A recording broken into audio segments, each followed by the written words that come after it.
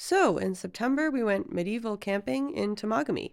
Life has been chaotic, so it took me a while to make this video, but it was really glorious and I've enjoyed going over the footage. We were up here in the Chinaguchi system. We were from Dudney Lake up through McConnell Bay. Sorry, it's not a continuous map, but it gives you some idea. We saw pictographs. You can sort of see this horned animal. So that would have been carved by First Nations in the area many years ago. There's something so rejuvenative about camping, especially when the weather is good. I've also built up a lot of really incredible material culture and kit throughout the years, and I'm always happy to have it with me and bring it out.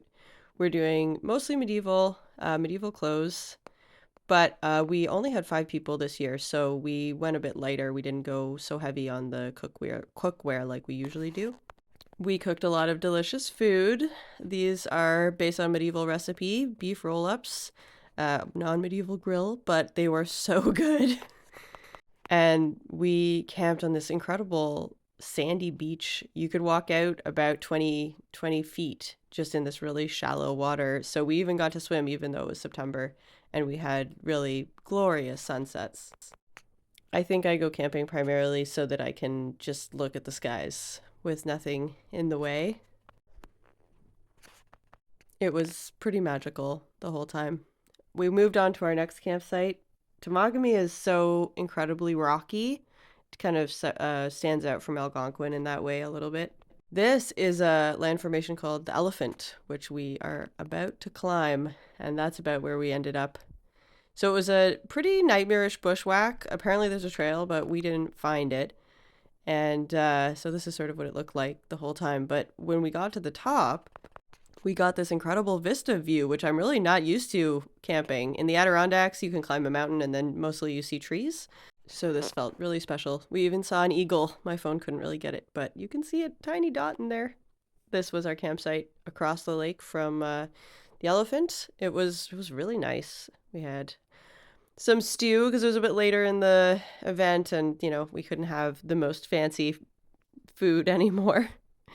We also burned this piece of driftwood and it burned like I've never seen anything burn in my life. It was pretty cool. We stood well back and we were very aware of the trees. Nothing was harmed. Mostly we cut a lot of wood. That's one of the primary camping activities, and it did get cold a few of the nights. We didn't have any rain, which was a bit weird for September, but here we are. Nice little ASMR moment for you. And we just kept going. We found some really good downed maple, and we had enough to even leave some behind for the next campers. This is the Elephant in sunlight. It was so glorious. Another incredible sunset. I just had to capture this beautiful moment of the light shining through the trees.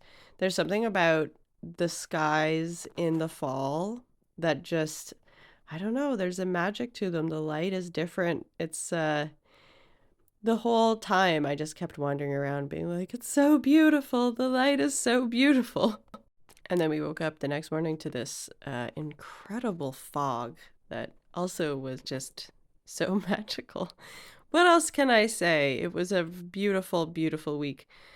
We had a very long paddle out. This was our second last day. I think it was about 10 kilometers, I want to say. And then we landed on Wolf Lake with the most green water I've ever seen.